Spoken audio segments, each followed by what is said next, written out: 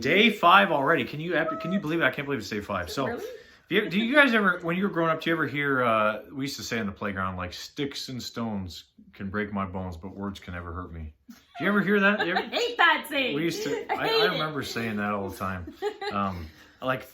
Totally not true. So what we're going to talk about is habit number 5 today. Yes. This is probably one of my favorite chapters in my book, because when you learn this habit, it's life changing. Well, all of these habits are life changing. Absolutely, but when you learn and you implement this one's like intense, because so many of us are so stuck in this vocabulary. The words that we use are usually on repeat, like the phrases that come to our mind. The inner critic is always saying the same things over and over and over until we learn how to rewire it. And so this is going to help you start to rewire the words you use. So this chapter is called Change Your Words, because why? So this is, I love this stuff too. I mean, we get excited. We get excited, but I mean, it's like 95% of what we're thinking is the same regurgitated thing going on. It's like watching the same movie on rerun over and over and over, and it's happening on an automatic, involuntary, subconscious level that we're not aware of. Because what's happened is we just get used to saying the same words, and seeing the same things, eating the same things, and we're just creatures of habit in so many ways. Yeah, so there's 4 4-letter words that I talk about in my book. Let's talk about those really quick, and then we can talk about Let's do 4 4-letter words. Do you remember what they are? I know one of them's fine. I'm fine. How you doing today? Oh, I'm fine.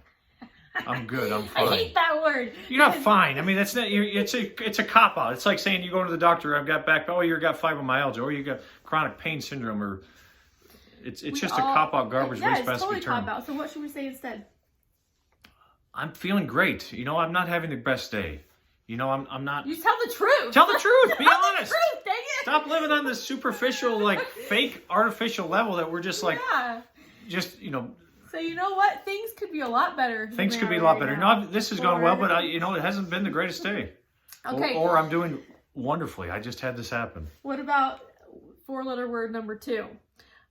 Busy.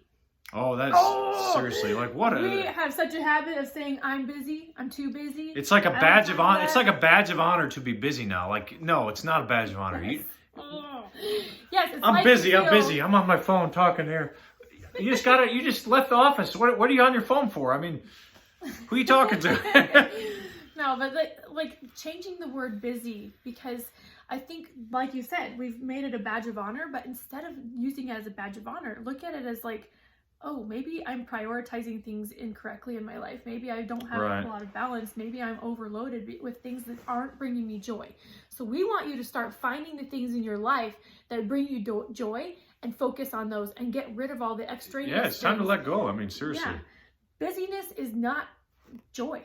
It isn't. Unless you are so busy being caught up in things that light you up and make you so excited about life, it's time to start when you do things that you love, you don't perceive them as busy. There's no perception of I'm busy. I've got to do this. I'm in such a hustle, such a rush. I'm late. That's just not your mindset when you do things that just light you on fire. And that's what it's all about. Yes. So that's word number 2. Number 3. Do you remember that? Let's see how well he remembers my book. Just. Oh, that's a good one. I'm just a mom. I'm just a dad. This one bugs me because so many times when we use the word just, we are literally belittling ourselves. We're demeaning our quality and our worthiness. So I used to say, I'm just a mom. I'm just a stay-at-home mom. But girl, if you are a stay-at-home mom, I am a mom. You are doing so much. Seriously. So much. Like we do more, I think, as a stay-at-home mom than most other jobs combined. Like literally, we're the cook, the nanny, the finance person, the grocery shopper, the clothes shopper, the one that gets our kids, the chauffeur, it's so much. But so many of us are just taken for granted, and we don't recognize our own worth because of the stipulation that this culture has had over it. So if you're saying, I'm just a nurse, I'm just a doctor, I'm just a teacher, I'm just anything, stop and just get rid of the word just. Actually, it was really cool. When I was writing this book, my editor, one of the first things she wrote back was, I went through your whole manuscript and looked up the word just and just erased it, like from most of the things, because it's an extraneous word. It's just a filler word that we don't need. And I was like, oh, It's kind of a cool metaphor for Genius. life. Yeah, it really is. It Yeah. really is. Okay, so the last The four-letter last four-letter word word you have in is here. can't. Can't. Oh yeah. I can't. I can't. I can't do it. I can't do it. anymore. I just can't. I can't do it. I just can't take it anymore. Yes, I can never take it. Oh, sorry, man. we're cracking ourselves up. But literally, changing the word can't to how can I?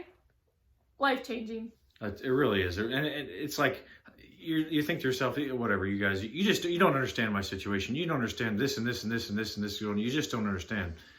But the whole idea is like your life, your reality is simply your brain processing and putting into form the story you're telling yourself. And if the story you're telling yourself is I can't do it, I'm just a mom, you know, I don't have time for that. I don't have time for that, I'm too busy. Like all you're gonna do is have the same thing happen in your life. It's just the story symbolized by these words that you're telling yourself over and over. It's like, what if we told ourselves a different story? What if we started using different words?